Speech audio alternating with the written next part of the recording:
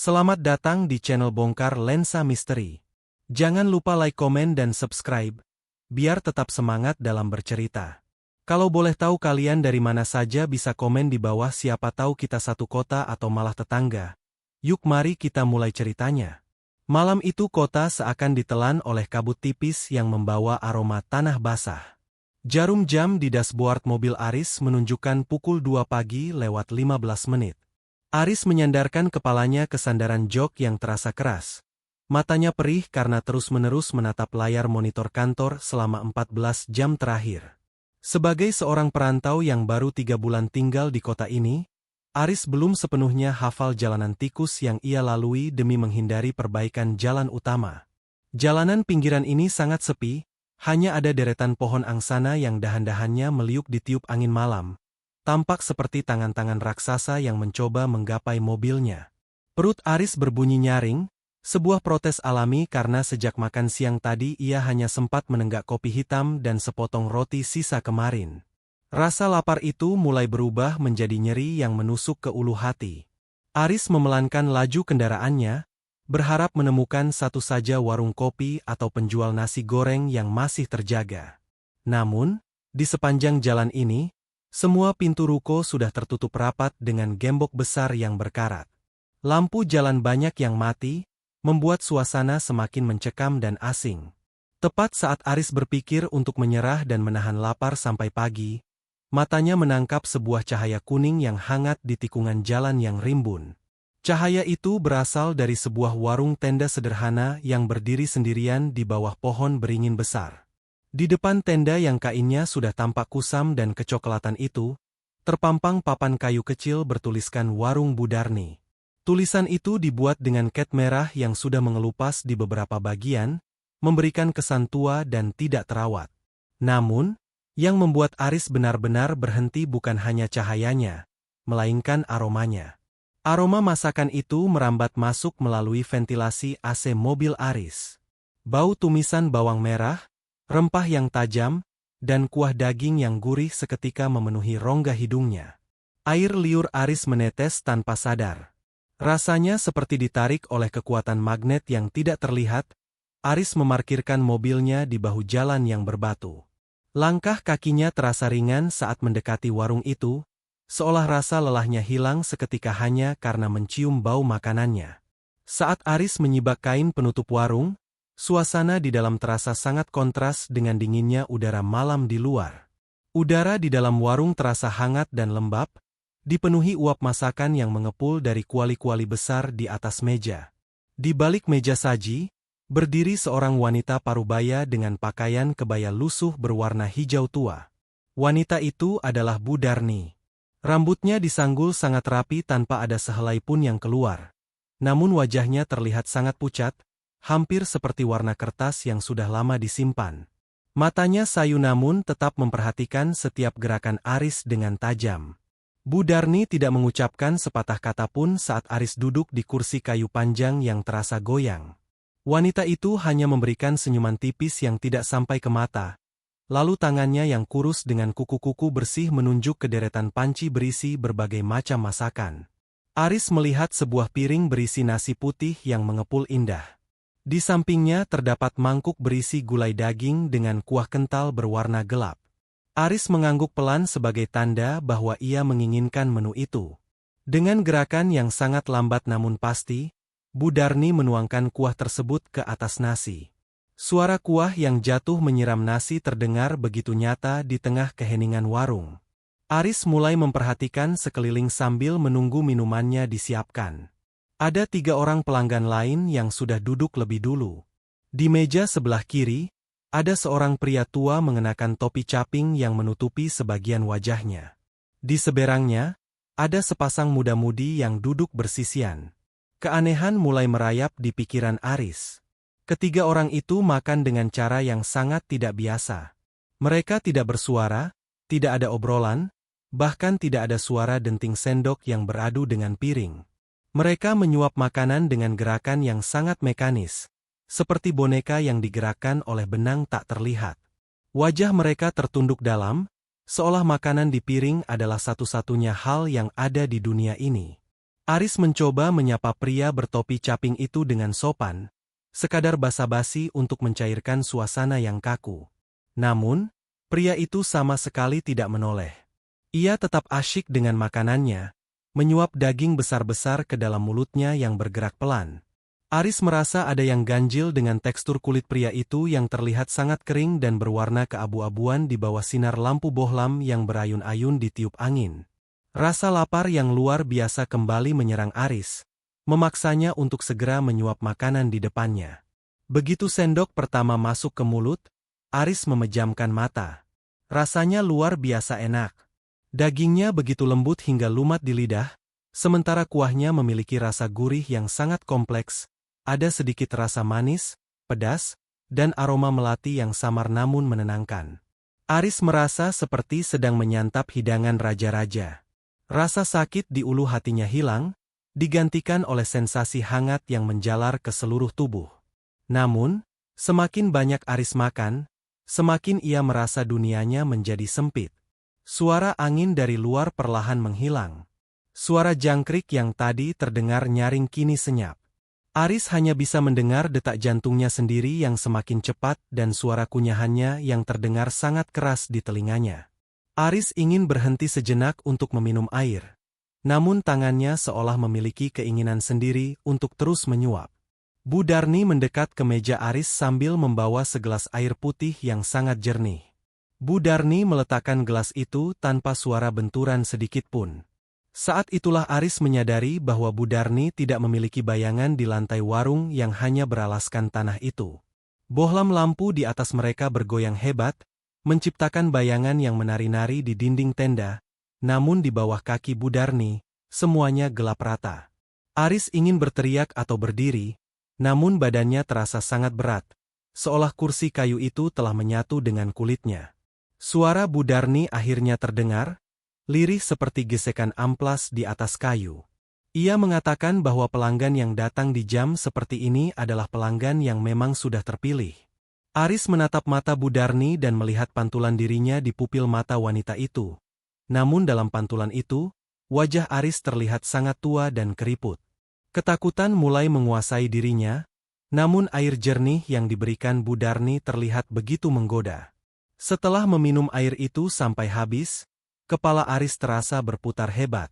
Kesadarannya perlahan terkikis, dan hal terakhir yang ia lihat adalah para pelanggan lain yang kini semuanya mendongak dan menatapnya dengan mata yang tidak memiliki bagian hitam sama sekali. Pagi harinya, Aris terbangun dengan sentakan hebat di tempat tidurnya.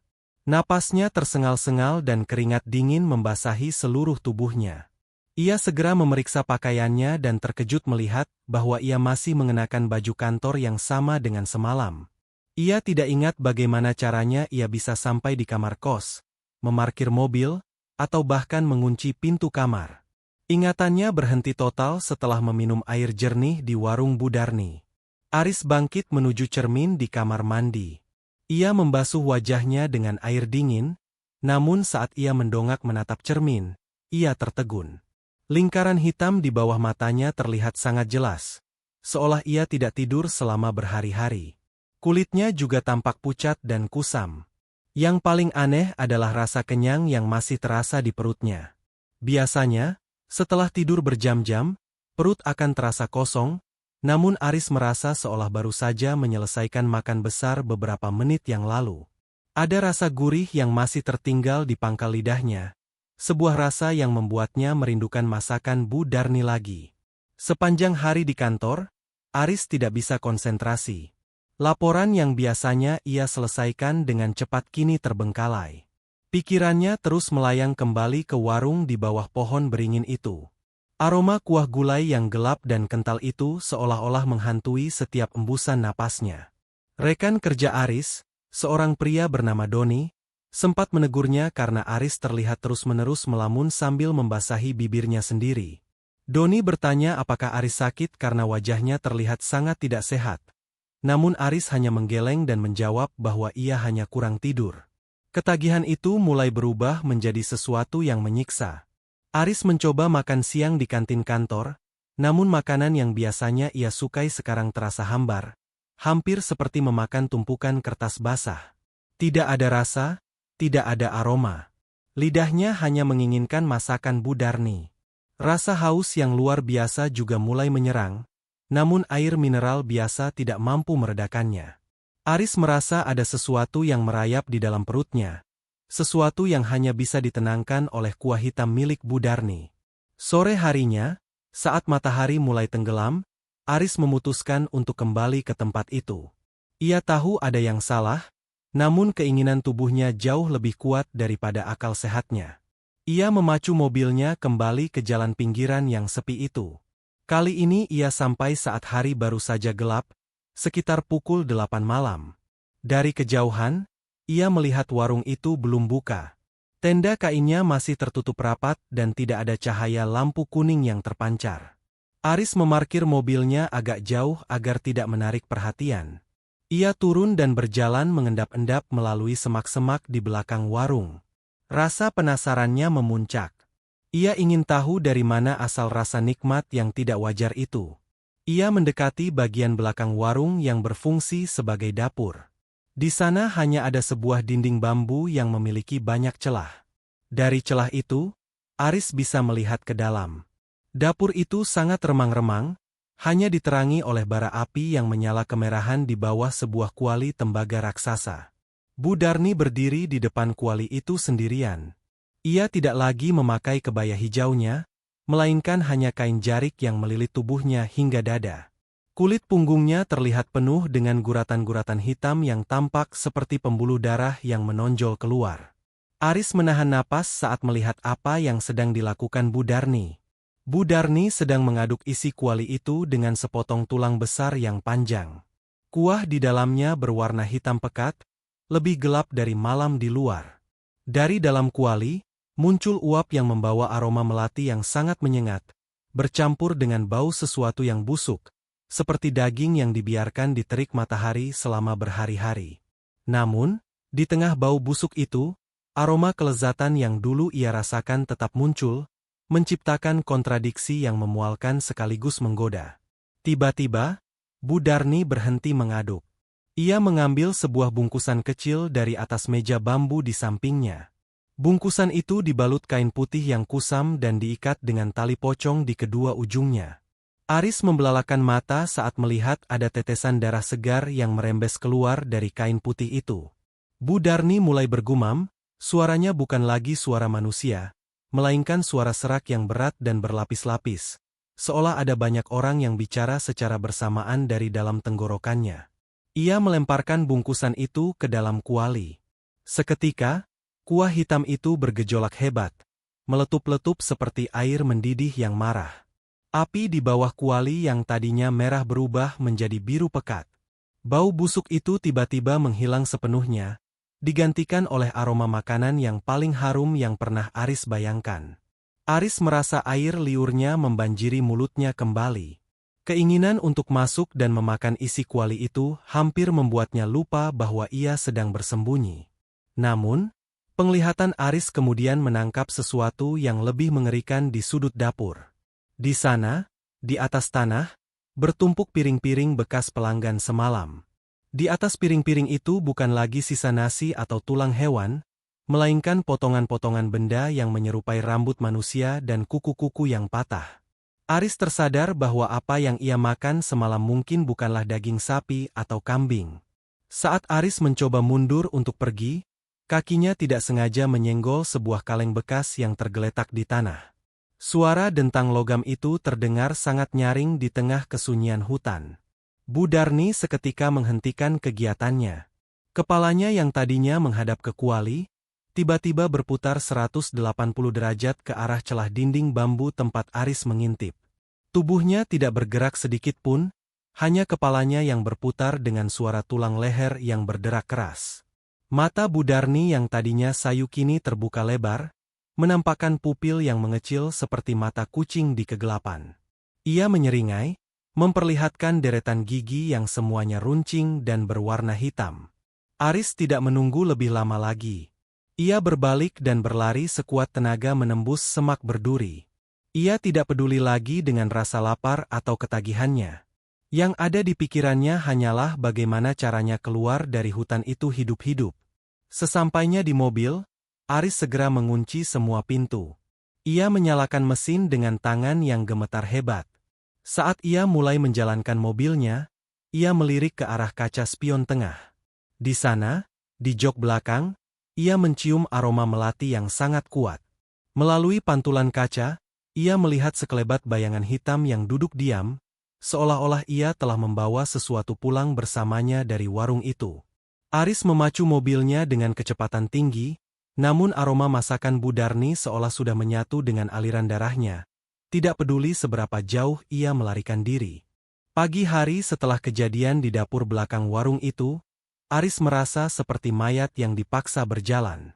Sinar matahari yang masuk melalui celah jendela kamar kosnya terasa sangat menyakitkan mata, seolah-olah cahaya itu adalah musuh yang mencoba membakar kulitnya. Aris mencoba untuk bangkit, namun seluruh persendiannya terasa kaku dan berbunyi derak pelan. Aroma melati yang semalam ia rasakan di dalam mobil kini sudah berpindah ke bantal dan gulingnya. Tidak peduli seberapa banyak ia menyemprotkan pengharum ruangan, bau itu tetap ada, menusuk-nusuk indera penciumannya dengan kepekatan yang tidak wajar. Karena merasa tidak sanggup bekerja, Aris memutuskan untuk pergi ke sebuah kedai kopi tua di ujung desa, tempat para sesepuh biasanya berkumpul untuk sekadar menghabiskan waktu pagi. Aris berharap bisa mendapatkan sedikit informasi tanpa harus bercerita secara gamblang tentang apa yang ia alami. Di sana, ia bertemu dengan seorang kakek bernama Pak Sugeng. Pak Sugeng adalah penduduk asli yang sudah tinggal di daerah itu selama lebih dari 70 tahun. Wajahnya penuh keriput sedalam parit, namun matanya masih tajam seperti burung elang. Aris duduk di samping Pak Sugeng dan memesan segelas teh pahit. Saat teh itu datang, Aris baru saja akan meminumnya ketika Pak Sugeng tiba-tiba memegang pergelangan tangan Aris. Pak Sugeng menatap Aris dengan pandangan yang sulit diartikan, lalu ia berbisik bahwa aroma yang menempel di baju Aris bukanlah aroma dari dunia ini. Aris tertegun, tangannya gemetar hingga air teh di gelasnya sedikit tumpah. Pak Sugeng kemudian bercerita tentang sebuah peristiwa besar yang terjadi 20 tahun yang lalu, sebuah tragedi yang seharusnya sudah terkubur bersama puing-puing pasar lama. Dahulu, ada seorang wanita bernama Darni yang dikenal sebagai penjual nasi paling sukses di pasar desa. Masakannya memang enak, namun sifatnya sangat pendiam dan tertutup. Suatu malam, terjadi kebakaran hebat yang melanda seluruh area pasar. Api membumbung tinggi hingga menyentuh langit, menghanguskan apa saja yang ada di jalurnya. Darni dikabarkan terjebak di dalam kiosnya karena mencoba menyelamatkan kuali tembaga kesayangannya. Tim penyelamat hanya menemukan kerangka yang sudah menghitam, namun anehnya, kuali tembaga itu tetap utuh tanpa noda sedikit pun di tengah abu pembakaran. Setelah kejadian itu, desa sempat tenang selama beberapa tahun. Namun, perlahan-lahan mulai muncul desas-desus tentang sebuah warung tenda yang muncul di tengah malam di lokasi-lokasi yang berpindah-pindah. Pak Sugeng menjelaskan bahwa setiap kali warung itu muncul, akan selalu ada pemuda pendatang yang perlahan-lahan menghilang atau menjadi gila. Masyarakat setempat menyebutnya sebagai warung bayangan, tempat di mana Darni melakukan perjanjian dengan iblis demi membalas dendam atas kematiannya yang menyakitkan. Darni yang sekarang dilihat Aris bukanlah manusia, melainkan manifestasi dari rasa lapar yang tidak pernah terpuaskan. Mendengar cerita itu, bulu kuduk Aris berdiri tegak. Ia teringat bagaimana leher Bu Darni berputar semalam. Namun, rasa lapar di perut Aris kembali menyerang dengan kekuatan ganda. Saat ia mencoba memakan pisang goreng di meja kedai, rasanya seperti mengunyah bongkahan tanah kering. Pak Sugeng melihat raut wajah Aris yang menderita dan segera memperingatkan bahwa sekali seseorang memakan masakan Darni lebih dari 3 kali, maka sukmanya akan terikat secara permanen pada kuali hitam itu. Aris tersedak, menyadari bahwa ia sudah makan di sana 2 malam berturut-turut. Sore harinya, Aris mencoba mencari ketenangan dengan berjalan-jalan di sekitar taman kota. Namun, di tengah keramaian orang, ia mulai melihat hal-hal yang tidak seharusnya. Di sudut matanya, ia melihat sesosok wanita tanpa wajah yang mengenakan celemek hijau tua sedang berdiri di balik pohon besar. Wanita itu hanya diam, namun tangannya seolah memberi isyarat agar Aris mendekat. Setiap kali Aris menoleh sepenuhnya, sosok itu hilang, hanya menyisakan aroma melati yang kini bercampur dengan bau anyir darah. Ketakutan Aris memuncak saat ia sampai di rumah. Di atas meja makannya yang kosong, kini terdapat sebuah bungkusan kertas coklat yang masih hangat. Aroma yang keluar dari bungkusan itu sangat ia kenali. Itu adalah aroma gulai hitam Bu Darni. Padahal, Aris sudah mengunci semua pintu dan jendela dengan rapat. Tidak mungkin ada orang yang bisa masuk tanpa merusak kunci. Aris meraih bungkusan itu, niatnya ingin membuangnya ke tempat sampah. Namun tangannya seolah tidak patuh. Aris membuka bungkusan itu dengan perlahan. Di dalamnya terdapat sepotong daging besar yang masih mengepulkan uap. Yang membuat jantung Aris seolah berhenti berdetak adalah penampakan daging tersebut. Di permukaan daging itu, terdapat sebuah cincin perak yang masih melingkar pada potongan yang mirip dengan ruas jari manusia. Aris mengenal cincin itu. Itu adalah cincin milik teman sekantornya yang dikabarkan tidak masuk kerja tanpa kabar sejak 2 hari yang lalu. Aris melempar bungkusan itu ke lantai dan berteriak sekeras-kerasnya. Ia merasa mual yang luar biasa, namun perutnya justru bergejolak menuntut untuk memakan daging tersebut. Konflik batin antara akal sehat dan insting purba yang haus akan bumbu sihir itu membuat Aris jatuh terduduk di lantai dapur. Di tengah kegelapan rumahnya yang tiba-tiba padam listriknya, ia mendengar suara bisikan halus di telinganya. Suara itu adalah suara Bu Darni yang mengatakan bahwa makanan tidak boleh dibuang karena itu adalah rezeki dari masa lalu yang haus akan keadilan. Malam itu, Aris tidak bisa tidur. Ia meringkuk di pojok kamar dengan memegang sebuah pisau dapur. Ia merasa bahwa warung itu bukan lagi sekadar tempat makan, melainkan sebuah perangkap yang sudah lama menunggu mangsa seperti dirinya. Aris menyadari bahwa Bu Darni tidak mencari pelanggan, ia mencari pengganti untuk jiwa-jiwa yang sudah habis terbakar dalam kualinya. Tamu-tamu dari masa lalu mulai bermunculan di kamar Aris, bayangan-bayangan hitam yang duduk melingkar di lantai, seolah-olah mereka sedang menunggu jam buka warung yang akan segera tiba. 2 hari telah berlalu sejak Aris menemukan bungkusan mengerikan di rumahnya. Kondisi fisik Aris menurun drastis. Matanya kini cekung dengan warna kemerahan di bagian putihnya, dan tulang pipinya menonjol tajam karena ia tidak bisa menelan makanan apapun selain dari warung itu. Berat badannya menyusut hampir 5 kilogram dalam waktu singkat. Setiap kali ia mencoba meminum air putih, rasanya seperti menelan air raksa yang membakar tenggorokan. Aris menyadari bahwa ia bukan lagi pelanggan, ia mulai berubah menjadi salah satu dari mereka, yaitu pelanggan setia yang perlahan menjadi mayat hidup. Rasa haus akan kuah hitam itu menjadi satu-satunya motivasi Aris untuk tetap terjaga. Sekitar pukul 1 dini hari, dengan kesadaran yang sudah hampir habis, Aris kembali memacu mobilnya ke arah pohon beringin besar itu. Kali ini, ia tidak lagi merasa takut. Ia merasa seperti pulang ke rumah. Saat ia sampai, warung Bu Darni sudah dipenuhi oleh pelanggan. Namun, pemandangan kali ini jauh lebih mengerikan dari malam pertama. Pelanggan yang duduk di sana tidak lagi menyamar dengan pakaian normal. Beberapa dari mereka memakai baju yang compang-camping dengan kulit yang sudah terkelupas, memperlihatkan otot dan tulang di bawahnya. Mereka semua makan dengan rakus, memasukkan tangan langsung ke dalam piring tanpa menggunakan sendok. Bu Darni berdiri di tengah warung, membagikan piring-piring itu dengan senyum yang semakin lebar, hingga sudut bibirnya hampir menyentuh telinga. Aris duduk di salah satu kursi kayu yang terasa sangat dingin. Bu Darni segera mendatanginya dan memberikan sebuah porsi besar dengan potongan daging yang lebih banyak dari biasanya. Saat Aris baru saja akan menyuap, ia merasakan sesuatu menyentuh kakinya di bawah meja. Aris mencoba mengintip ke bawah dengan gerakan perlahan. Di sana, di balik taplak meja yang kotor, ia melihat beberapa anak kecil yang kurus kering dengan perut buncit sedang merangkak di bawah kaki para pelanggan. Anak-anak itu tidak memiliki mata, hanya lubang hitam yang dalam. Mereka sedang menjilati sisa-sisa kuah yang menetes dari meja ke lantai tanah. Bu Darni sesekali menendang mereka seolah mereka adalah anjing pengganggu. Namun anak-anak itu tetap kembali, merintih dengan suara yang sangat kecil dan menyayat hati. Aris menyadari bahwa mereka adalah jiwa-jiwa anak yang tidak pernah sampai ke alam sana, yang terjebak dalam perjanjian kuno yang dilakukan Bu Darni demi menjaga warungnya tetap berdiri. Seorang pelanggan yang duduk di depan Aris tiba-tiba berhenti makan. Pria itu tampak sangat kurus, seolah hanya kulit yang membungkus kerangka. Tiba-tiba, pria itu mulai batuk dengan sangat keras hingga mengeluarkan gumpalan hitam dari mulutnya. Bu Darni mendekati pria itu dan bukannya menolong, ia justru mengambil sebuah botol kaca kosong dan menampung gumpalan hitam tersebut. Aris melihat bahwa gumpalan itu adalah cahaya redup yang merupakan sisa-sisa terakhir dari kehidupan pria tersebut.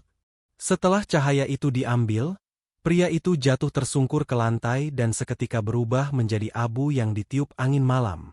Bu Darni menatap Aris dan mengatakan bahwa pria tadi sudah melunasi hutangnya. Aris mulai mengerti bahwa rasa nikmat dari masakan tersebut adalah hasil dari pertukaran nyawa. Setiap suapan yang mereka telan adalah kontrak yang memberikan kekuatan pada Bu Darni untuk tetap ada di dunia ini. Sementara sebagai gantinya, saripati kehidupan mereka disedot habis sedikit demi sedikit. Masakan itu adalah candu yang dirancang untuk memastikan mangsanya tidak akan pernah mau pergi hingga mereka habis tak bersisa. Ketakutan kembali merayap di hati Aris, namun tangannya tetap bergerak menyuap nasi ke dalam mulut. Rasa nikmat itu menghancurkan logika dan rasa takutnya secara bersamaan. Di bawah meja, salah satu anak kecil tadi mulai menarik-narik ujung celana Aris. Anak itu menunjuk ke arah belakang warung, ke arah kuali besar yang terus mengepulkan asap. Melalui tatapan hampa anak itu, Aris seolah mendapatkan sebuah penglihatan tentang apa yang akan terjadi padanya jika ia menghabiskan piring terakhir ini. Aris melihat dirinya sendiri menjadi salah satu dari anak-anak di bawah meja, atau mungkin menjadi bagian dari bumbu yang dimasukkan Bu Darni ke dalam kain kafan kecil semalam. Aris mencoba untuk berdiri, namun Bu Darni meletakkan tangannya yang dingin di pundak Aris. Tekanan tangannya terasa seberat beban bertonton. Bu Darni berbisik bahwa Aris tidak boleh menyia-nyiakan makanan yang sudah disiapkan dengan penuh cinta. Aris merasa tulang pundaknya hampir retak di bawah tekanan tangan wanita itu. Dalam keputusasaan, Aris mengambil segelas air panas yang ada di meja dan menyiramkannya ke arah wajah Bu Darni. Wanita itu menjerit dengan suara yang memekakan telinga. Suara yang terdengar seperti ratusan gagak yang berteriak bersamaan. Asap hitam keluar dari kulit wajah Bu Darni yang terkena air. Aris tidak menyia-nyiakan kesempatan itu, ia segera berlari keluar dari warung, mengabaikan teriakan kemarahan yang mengguncang pepohonan di sekitarnya. Aris berlari menuju mobilnya, namun kali ini ia tidak bisa menyalakan mesinnya. Kunci mobilnya hilang, entah jatuh di mana. Saat ia menoleh ke belakang, warung itu perlahan-lahan mulai memudar. Namun bayangan Bu Darni masih berdiri tegak di tengah jalan, menatapnya dengan kemarahan yang meluap-luap. Aris menyadari bahwa melarikan diri secara fisik tidak akan cukup, karena ia sudah membawa sebagian dari warung itu di dalam perutnya sendiri.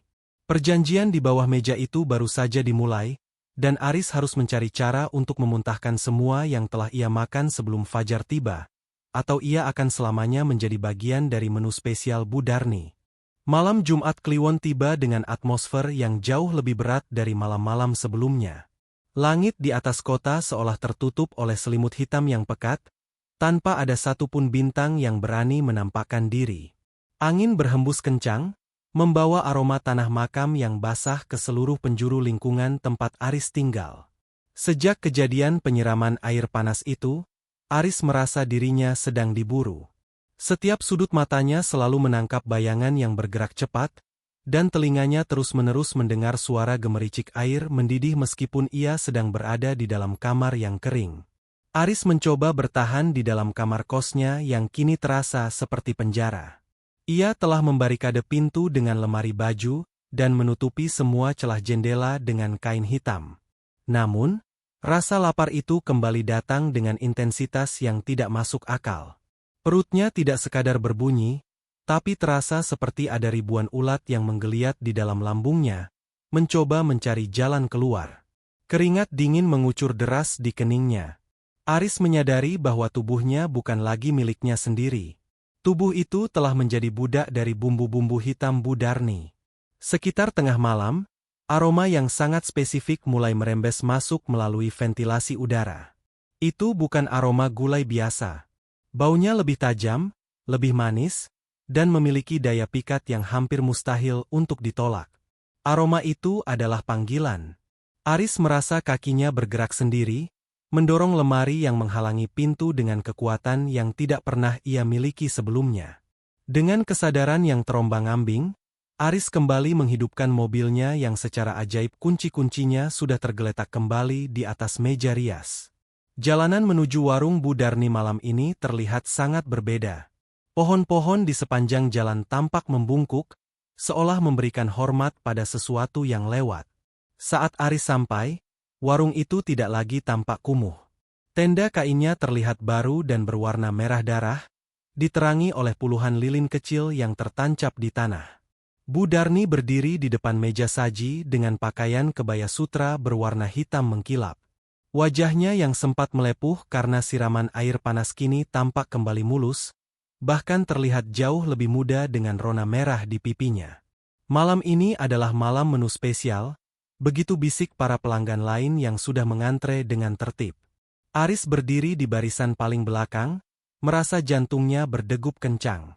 Ia melihat Bu Darni memegang sebuah pisau besar yang berkilauan terkena cahaya lilin.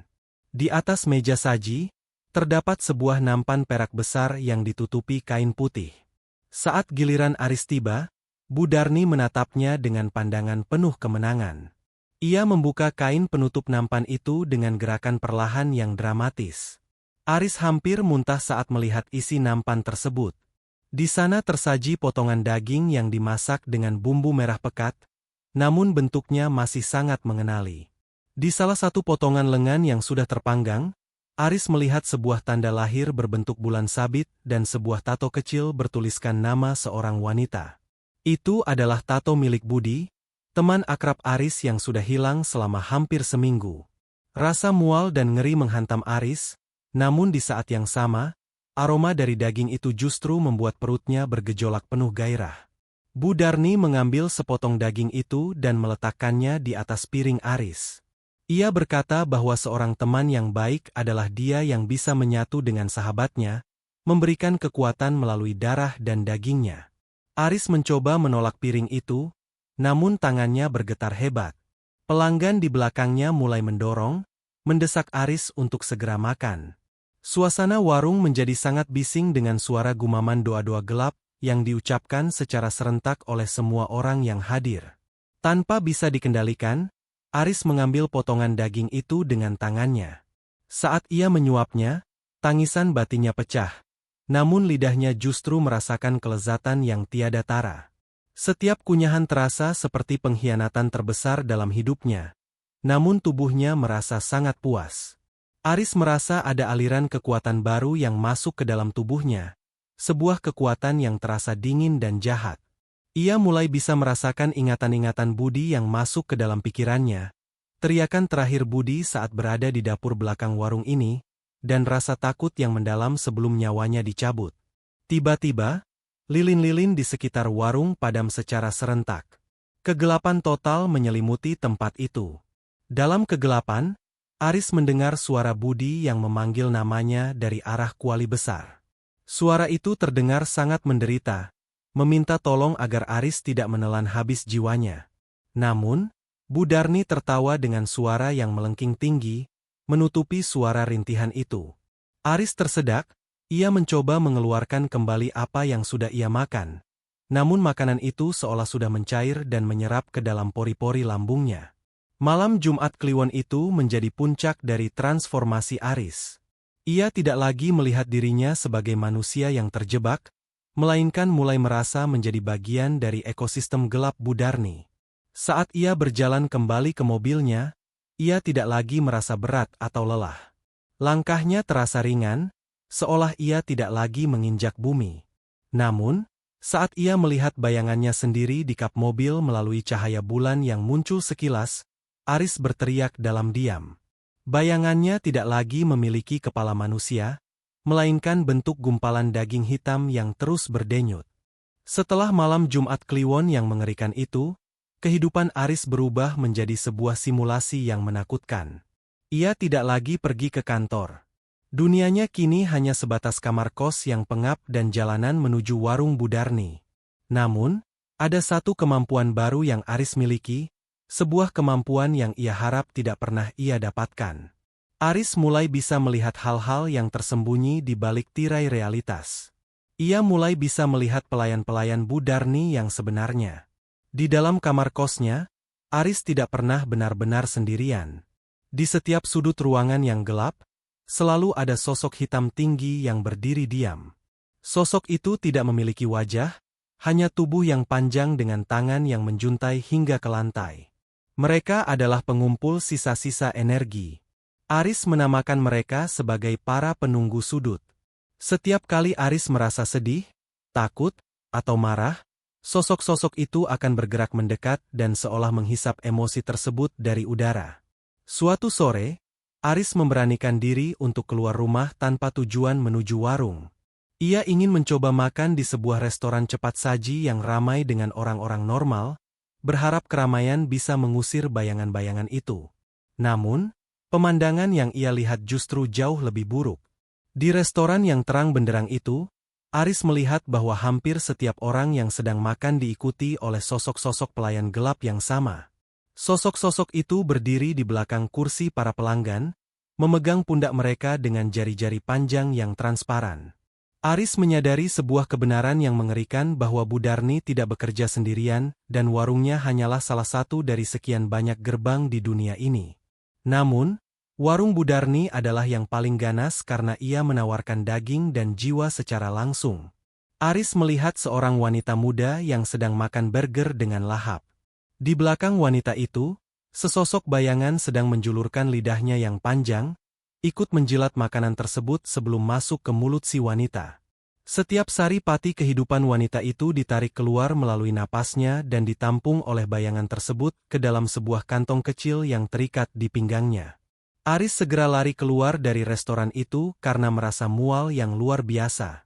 Ia menyadari bahwa seluruh kota ini mungkin sudah terinfeksi oleh rasa lapar yang tidak wajar. Saat ia sedang berjalan cepat menuju tempat parkir, ia melihat Pak Sugeng, sesepuh desa yang pernah ia temui, sedang berdiri di seberang jalan. Pak Sugeng menatap Aris dengan tatapan iba. Pak Sugeng memberikan isyarat dengan tangannya agar Aris mengikutinya ke sebuah gang kecil yang sepi. Di dalam gang itu, Pak Sugeng memberikan sebuah bungkusan kain kuning yang berisi garam kasar dan lada hitam yang sudah didoakan. Pak Sugeng menjelaskan bahwa penglihatan Aris adalah tanda bahwa ikatan antara Aris dan Bu Darni sudah mencapai tahap akhir.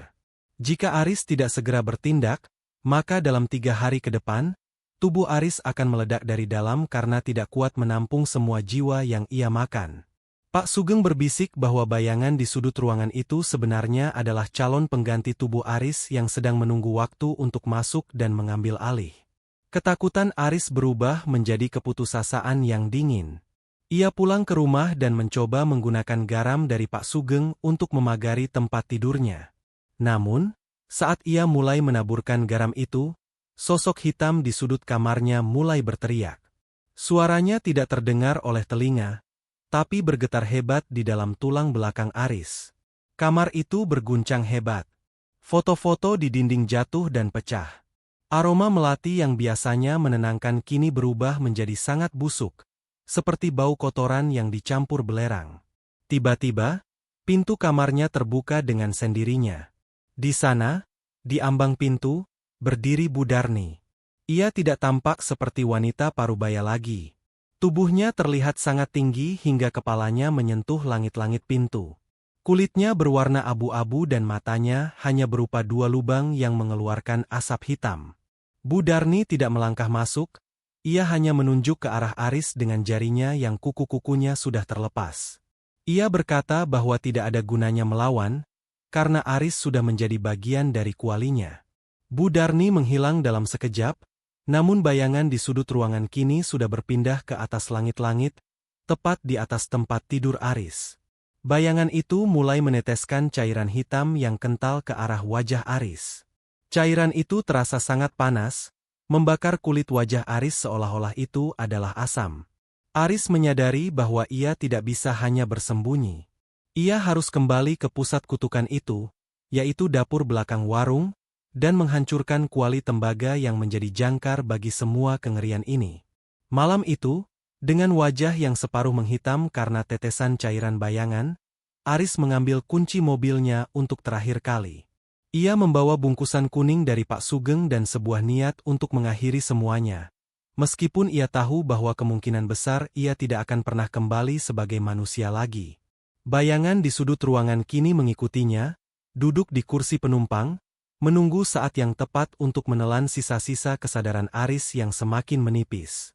Keinginan Aris untuk menghancurkan warung itu membawanya pada sebuah pencarian yang jauh lebih gelap sebelum ia benar-benar kembali ke sana. Atas saran samar dari Pak Sugeng, Aris memutuskan untuk mendatangi kantor arsip kota yang sudah tua dan terbengkalai di pusat kota lama. Dengan tubuh yang semakin kurus dan wajah yang mulai tertutup bercak hitam, Aris menyelinap masuk ke ruang penyimpanan dokumen bawah tanah yang lembab dan berbau kertas busuk. Ia perlu mengetahui siapa sebenarnya Darni sebelum ia menjadi sosok mengerikan di balik warung tenda tersebut. Di bawah temaram lampu senter yang cahayanya mulai meredup, Aris menemukan sebuah map kulit berwarna coklat yang sudah berjamur.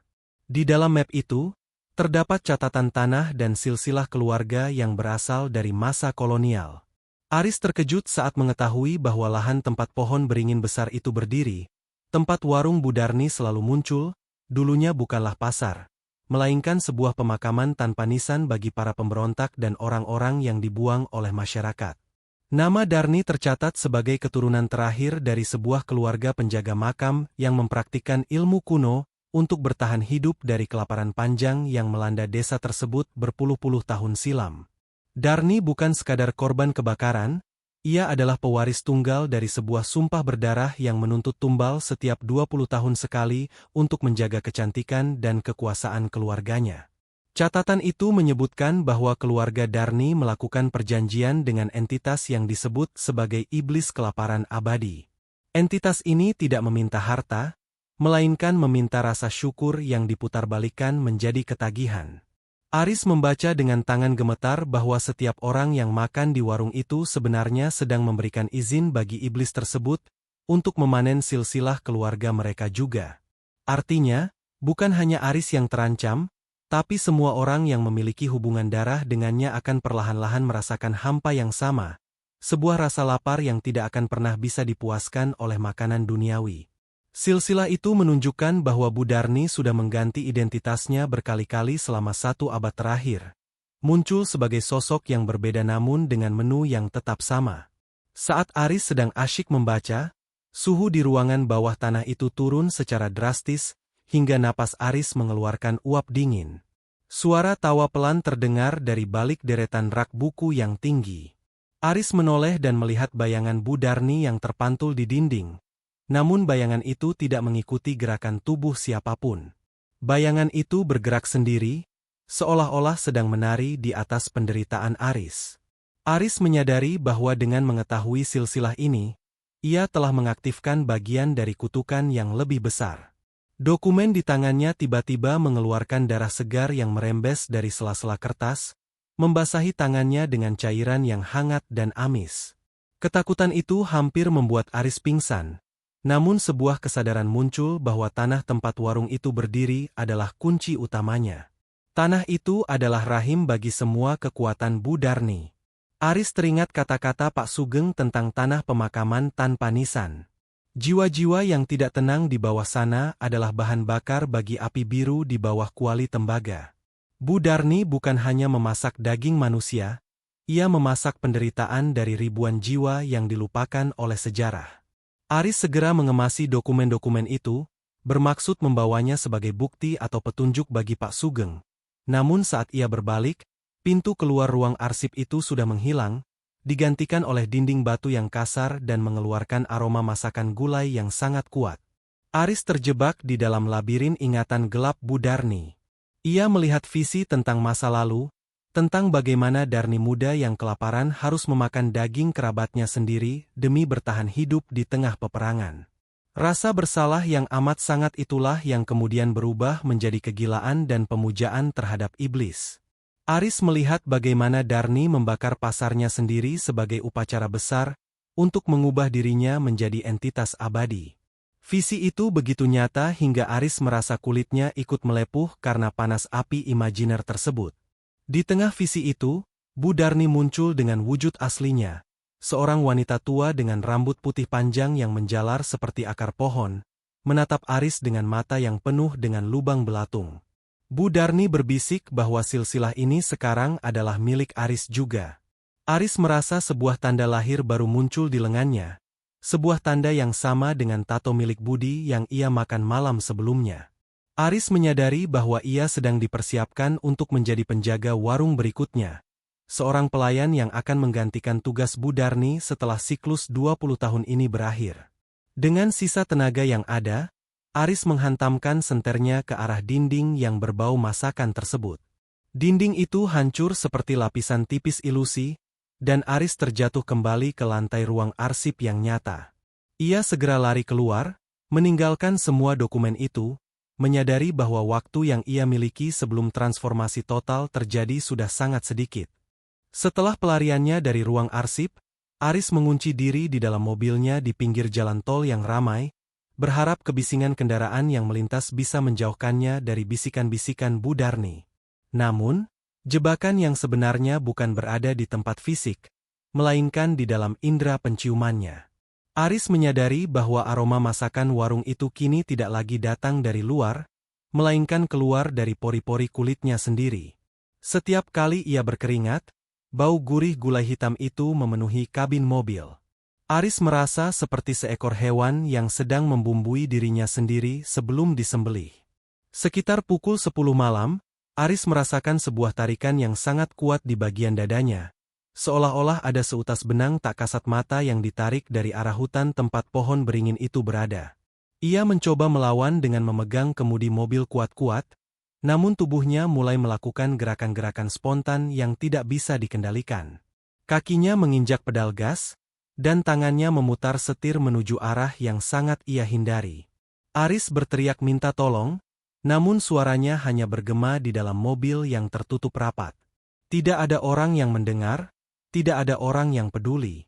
Di tengah perjalanan, Aris melewati sebuah jembatan tua. Ia melihat sosok Bu Darni berdiri di tengah jalan, mengenakan gaun putih panjang yang melambai di tiup angin. Aris mencoba menginjak rem, namun remnya blong. Mobilnya meluncur cepat ke arah Bu Darni. Tepat sebelum benturan terjadi, sosok itu menghilang menjadi gumpalan asap hitam yang masuk melalui celah jendela mobil. Seketika, interior mobil dipenuhi oleh uap panas yang keluar dari lubang AC. Uap itu membawa aroma spesial Jumat Kliwon yang membuat kesadaran Aris melayang-layang dalam euforia yang mematikan. Aris mulai mengalami halusinasi yang sangat intens. Ia melihat kursi penumpang di sampingnya berubah menjadi meja kayu warung yang penuh dengan hidangan lezat. Di sana duduk ibunya, ayahnya, dan semua orang yang ia cintai. Mereka semua makan dengan lahap sambil menatap Aris dengan mata yang kosong. Ibunya menawarkan sepotong daging dan menyuruh Aris untuk makan agar lekas sembuh. Aris tahu itu adalah jebakan, itu adalah tipu daya iblis untuk menghancurkan pertahanan mentalnya. Namun, aroma itu begitu manis, begitu menjanjikan ketenangan, hingga Aris mulai menangis dan membuka mulutnya. Sesaat sebelum ia benar-benar menyerah pada halusinasi itu, mobil Aris menghantam sebuah gundukan tanah dan berhenti tepat di depan gerbang warung Bu Darni yang sudah terbuka lebar. Warung itu malam ini terlihat sangat megah, jauh lebih besar dari biasanya, dengan lampu-lampu gantung yang terbuat dari tengkorak manusia yang berpendar hijau. Bu Darni berdiri di depan pintu masuk, menyambutnya seperti seorang ibu yang menyambut anaknya pulang dari perantauan. Ia membawa sebuah mangkuk perak berisi kuah hitam yang paling pekat yang pernah Aris lihat. Bu Darni mendekati mobil Aris dan mengetuk kaca jendela dengan kuku panjangnya. Suaranya terdengar lembut namun penuh dengan ancaman, mengatakan bahwa pesanan Aris sudah siap dan tidak bisa dibatalkan. Aris merasa sukmanya mulai ditarik keluar dari ubun-ubunnya. Ia melihat tubuhnya sendiri masih duduk di kursi pengemudi, namun dirinya yang lain, versi astral dari jiwanya, dipaksa untuk keluar dan berjalan menuju warung. Ini adalah jebakan aroma yang sempurna, di mana tubuh fisik dibiarkan membusuk sementara jiwa dipaksa untuk menikmati hidangan abadi di alam kegelapan. Di dalam warung, Aris melihat semua pelanggan yang pernah ia temui kini sudah tidak lagi memiliki bentuk manusia. Mereka telah menjadi gundukan daging yang terus makan tanpa henti, menyatu dengan meja dan kursi. Bu Darni menjelaskan bahwa inilah takdir semua pelanggan setia, menjadi bagian dari fondasi warung agar warung tersebut bisa terus eksis di dimensi manusia. Aris ditempatkan di sebuah meja paling tengah, meja yang khusus disediakan untuk calon penerus. Di depan Aris, tersaji sebuah jantung yang masih berdenyut, disiram dengan bumbu rahasia yang terbuat dari air mata para korban. Aris mencoba mengingat doa-doa yang pernah diajarkan neneknya dulu, namun kata-katanya hilang dari ingatannya, digantikan oleh mantra-mantra bahasa kuno yang diajarkan Bu Darni melalui aroma masakannya. Saat Aris hampir menyentuh makanan itu, ia teringat bungkusan kuning dari Pak Sugeng yang masih ada di kantong celana tubuh fisiknya. Dengan sisa-sisa kekuatan batin, Aris mencoba menghubungkan kembali jiwa astralnya dengan tubuh fisiknya yang masih di dalam mobil. Ia merasakan sebuah ledakan rasa sakit yang luar biasa saat jiwanya dipaksa kembali masuk ke dalam raga yang sudah kaku. Aris berhasil menggerakkan tangannya dan meremas bungkusan kuning itu. Garam dan lada hitam di dalamnya mulai bersinar terang, menciptakan perisai cahaya yang membakar uap hitam di dalam mobil. Aroma busuk dari masakan Bu Darni seketika berubah menjadi bau belerang yang menyengat. Bu Darni menjerit di luar mobil. Wajahnya berubah menjadi sangat mengerikan dengan rahang yang memanjang hingga ke dada. Aris menyadari bahwa ia baru saja memenangkan satu pertempuran kecil, namun ia masih berada di jantung pertahanan musuh.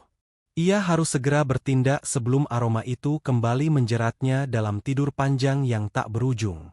Kesadaran Aris kembali secara paksa ke dalam raganya dengan rasa sakit yang seolah memecahkan setiap sendi tulangnya.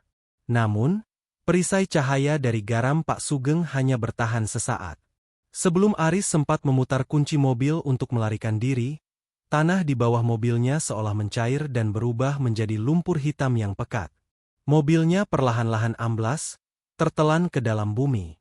Aris mencoba membuka pintu, namun pintu itu telah menyatu dengan bingkai logamnya. Hal terakhir yang ia lihat sebelum pandangannya gelap adalah wajah Bu Darni yang menempel di kaca depan. Tersenyum lebar sambil menjilat permukaan kaca dengan lidahnya yang bercabang. Saat Aris terbangun, ia tidak lagi berada di dalam mobil. Ia mendapati dirinya dalam kondisi terikat rantai berkarat di sebuah ruangan bawah tanah yang sangat luas dan lembab. Suara tetesan air terdengar bergaung di kejauhan, namun itu bukan air biasa, melainkan cairan kental yang berbau amis.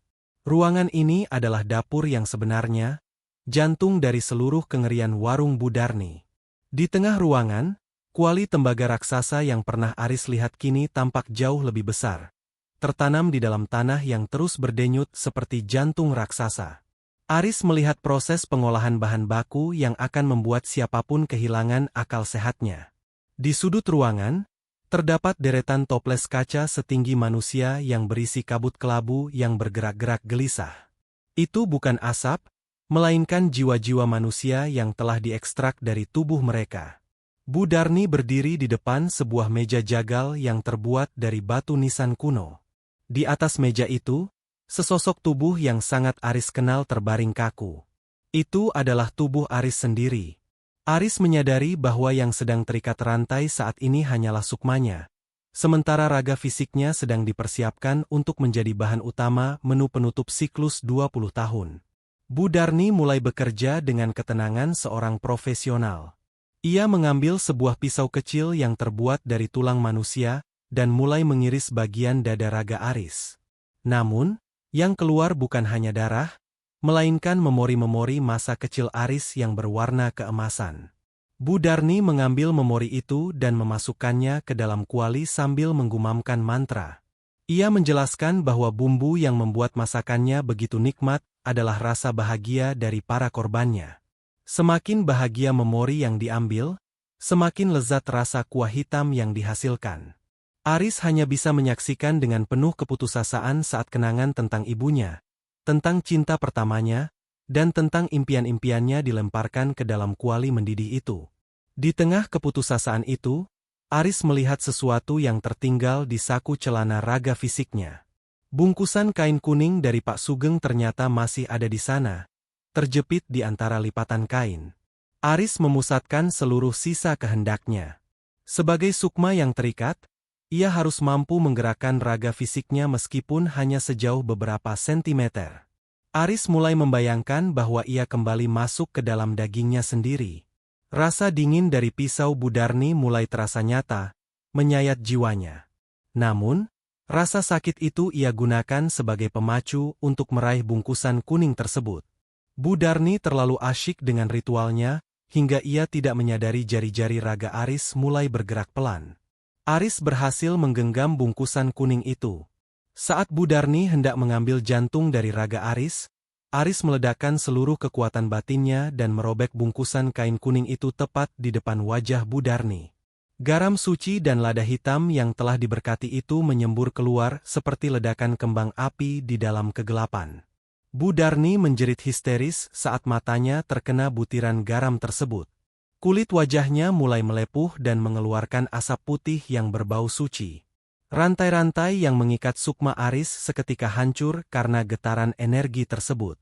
Aris segera menyatukan kembali jiwa dan raganya dalam satu sentakan yang menyakitkan. Ia bangkit dari meja jagal dengan sisa tenaga yang ada. Di sekelilingnya, toples-toples berisi jiwa mulai retak. Aris menyadari bahwa ia tidak boleh hanya melarikan diri. Jika kuali ini tidak dihancurkan, maka kutukan ini akan terus berlanjut selamanya. Ia melihat sebuah kapak besar yang tergeletak di dekat tumpukan kayu bakar yang ternyata adalah tumpukan tulang belulang. Dengan teriakan yang menggelegar, Aris menghantamkan kapak itu ke dinding kuali tembaga. Suara benturan itu terdengar seperti ledakan bom. Kuali itu retak, dan dari dalamnya meluap cairan hitam yang sangat panas. Cairan itu membanjiri lantai dapur penjagal, membakar apa saja yang dilewatinya. Budarni mencoba menerjang Aris dengan kuku-kukunya yang tajam, namun jiwanya sudah melemah karena sumber kekuatannya sedang tumpah berantakan. Aris terus menghantamkan kapak itu berkali-kali hingga kuali tembaga itu pecah menjadi dua bagian. Jiwa-jiwa yang terperangkap di dalam toples meledak keluar, menciptakan badai roh yang menyapu seluruh ruangan bawah tanah tersebut. Kehancuran kuali tembaga memicu reaksi berantai yang mengguncang seluruh pondasi warung gaib tersebut. Tanah di bawah kaki Aris mulai retak dan runtuh. Aris merangkak naik melalui celah-celah reruntuhan, dipandu oleh cahaya bulan yang samar di kejauhan. Saat ia berhasil mencapai permukaan, ia melihat warung tenda Budarni sudah dilalap oleh api yang berwarna biru kehijauan. Api itu tidak panas seperti api biasa, melainkan api yang terasa dingin namun mampu menghanguskan segalanya hingga menjadi abu yang paling halus. Budarni muncul dari balik kobaran api dengan wujud yang sudah tidak lagi menyerupai manusia. Tubuhnya membesar dan meliuk-liuk seperti asap hitam yang padat. Wajahnya terus berganti-ganti, menunjukkan wajah-wajah para korbannya yang menuntut balas, termasuk wajah Budi dan teman-teman Aris yang lain. Ia meraung, menyalahkan Aris karena telah menghancurkan perjanjian yang sudah dijaga selama seabad. Namun, Aris tidak lagi merasa takut. Ia mengambil minyak tanah yang tersisa di dekat tungku warung dan menyiramkannya ke arah sosok tersebut, lalu melemparkan kain kuning yang masih menyisakan sedikit bubuk garam suci. Ledakan api pembersihan itu membumbung tinggi, hingga ke pucuk pohon beringin. Seluruh hutan itu seolah bergetar menyaksikan akhir dari sebuah era kegelapan. Aris melihat sosok-sosok hitam yang dulu berdiri di sudut ruangan kini ikut terbakar dan menghilang bersama angin. Suara jeritan Budarni perlahan-lahan berubah menjadi isak tangis yang memilukan, lalu hilang sepenuhnya saat api melahap habis sisa-sisa tenda merah darah itu. Warung tersebut rata dengan tanah dalam waktu singkat, menyisakan hamparan tanah hitam yang mati tanpa ada satupun tanaman yang tumbuh di atasnya. Aris jatuh pingsan di pinggir jalan raya saat fajar mulai menyingsing. Ia ditemukan oleh warga desa yang lewat dan segera dilarikan ke rumah sakit. Selama 3 hari Aris dalam keadaan koma, namun dalam tidurnya, ia merasa beban berat yang selama ini menghimpit pundaknya telah terangkat. Ia memimpikan jiwa-jiwa yang terbang bebas ke arah cahaya, termasuk sosok Budi yang tersenyum padanya sebelum menghilang di balik awan. Saat Aris terbangun, ia merasa sangat lapar. Namun kali ini adalah rasa lapar yang normal. Ia memakan bubur rumah sakit yang hambar dengan penuh rasa syukur, karena indera perasanya telah kembali seperti semula. Beberapa minggu setelah kejadian itu, Aris memutuskan untuk meninggalkan kota tersebut selamanya. Sebelum pergi, ia menyempatkan diri untuk berpamitan kepada Pak Sugeng. Namun, saat sampai di kedai kopi tua itu, ia hanya menemukan bangunan kosong yang sudah dipenuhi sarang laba-laba.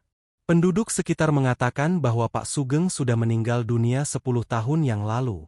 Aris tertegun, menyadari bahwa Pak Sugeng yang selama ini membantunya mungkin adalah salah satu jiwa yang tidak tenang yang ingin mengakhiri kekejaman Bu Darni.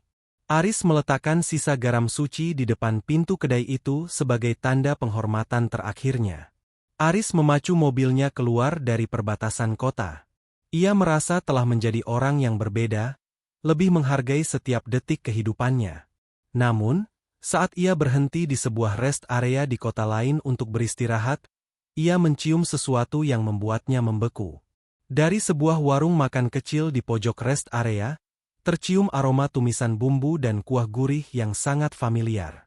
Bau melati yang samar kembali menusuk hidungnya. Aris menoleh dengan perlahan ke arah warung itu.